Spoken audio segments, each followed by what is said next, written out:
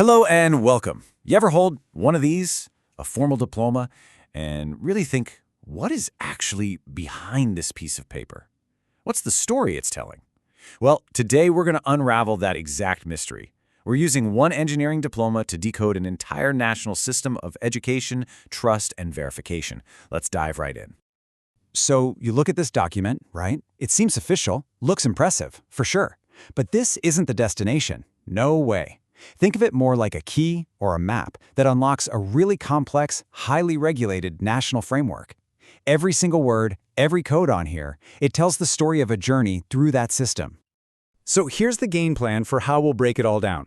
We're going to start with one person's paper trail, then zoom way out to see the national framework. We'll look at how this qualification is built, piece by piece, check out the super strict rules for assessment, see how it all comes together in the end, and finally really get why a system this meticulous is so incredibly important. Okay, to make this real, we're going to follow the journey of one specific learner, Chingombe Chintati. And this isn't just about what subjects they studied. It's about the administrative backbone, the paper trail that proves a qualification is legit. Now this is where it gets really interesting, because this slide shows you the messy human reality behind that pristine final certificate. Just look at the different name variations, the multiple submission attempts over a whole year, statuses flipping from pending to submitted. This highlights something absolutely critical. Data integrity is everything. The system has to be robust enough to handle all these little complexities to make sure the right person gets credit for their work. So how on earth does the system keep all this straight? Well, it's all about the codes. These numbers are basically the qualification's digital DNA. You've got unique learner IDs, a specific code for the institution from SACWA, and a unique ID for the qualification itself, 90674, that's the one for the National End Diploma in Electrical Engineering, and its level on the national framework. Every single step of this journey is tagged, it's traceable, and it's verifiable. Okay, so we've looked at the individual's file. Now, let's pull the camera back, way back, and look at the massive national system that gives all of this its meaning. This is where we meet the architects of South Africa's entire educational landscape. And right at the heart of it all is the National Qualifications Framework, or NQF. Honestly, the best way to think about it is as the official map for all learning in the country.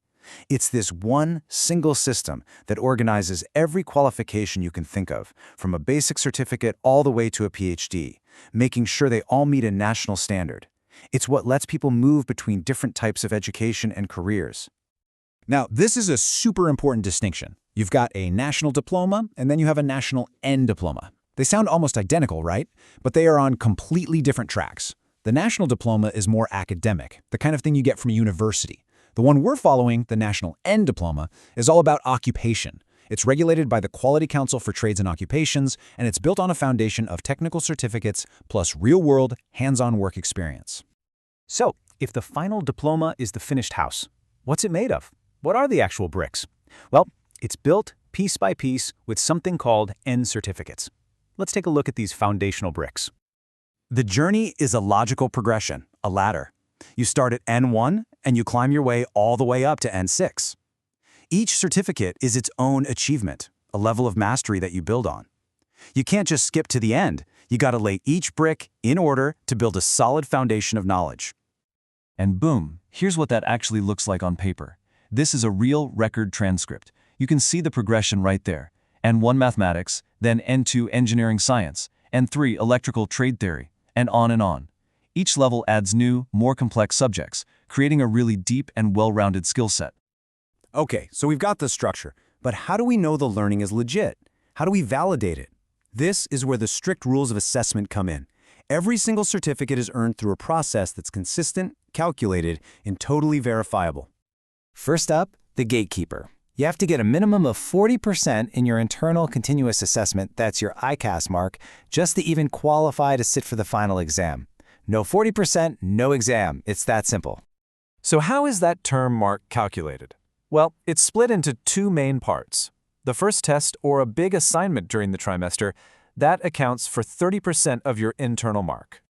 And then the second, much more comprehensive test or assignment, which covers way more of the syllabus, carries the rest of the weight, a full 70%. The takeaway here is that you have to perform consistently all term long. You can't just cram for the final. And what about that final exam? This is not just a memory test. Look at this cognitive weighting. Sure, 60% is pure knowledge, facts and figures, but a combined 40% is all about testing understanding, application, and evaluation. In other words, can you actually use what you've learned to solve real problems? Let's get even more granular, down to the nitty-gritty. For a specific course like Electrical Trade Theory N1, the curriculum itself is precisely weighted. You can see that direct current theory and wiring of premises make up more than half the focus. This makes sure every student at every college is learning and being tested on the exact same core concepts. We've seen the paper trail, the framework, the building blocks, and all the rules. So now let's put it all together and see how our learner finally assembles that national end diploma. Here it is, the full pathway. The learner has to earn their N4, N5, and N6 certificates. But, and this is the big one, that's not enough. The absolute key component is the next step. 24 months, 2 full years of documented, relevant practical experience in the workplace. That part alone is worth a massive 240 credits, double the academic portion. Only when you have both parts, the academic and the practical, do you get awarded the National End Diploma. And don't just take my word for it. This is baked right into the national rules from the South African Qualifications Authority itself. The structure is designed for progressive accumulation of knowledge, and it's capped off with that mandatory, extensive period of hands-on experience. It's non-negotiable. So why go through all this trouble? Why have such a detailed, regulated, and, let's be honest, kind of bureaucratic system? Well, the answer really boils down to 3 huge things: trust, integrity, and mobility. This entire framework exists to guarantee that a qualification from a college in one city means the exact same thing as one from another city. It verifies authenticity through a central database, which protects students and employers from fraud. It gives people a clear path to move up in their careers, and most importantly, it upholds the integrity of the whole education system. And this system has real teeth. The NQF Amendment Act makes it a criminal offense to lie about or forge a qualification. And we're talking serious penalties, fines, or even prison time for up to 5 years. That legal backing is what gives this piece of paper its real power and value. So, we've dissected the anatomy of this diploma. We've seen the person, the process, and the principles behind it all.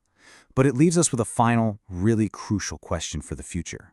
In a world of online courses, digital badges, and global classrooms, how will these formal, national, paper-based systems have to evolve to keep their trust and stay relevant? It's something to think about. Thanks for joining me.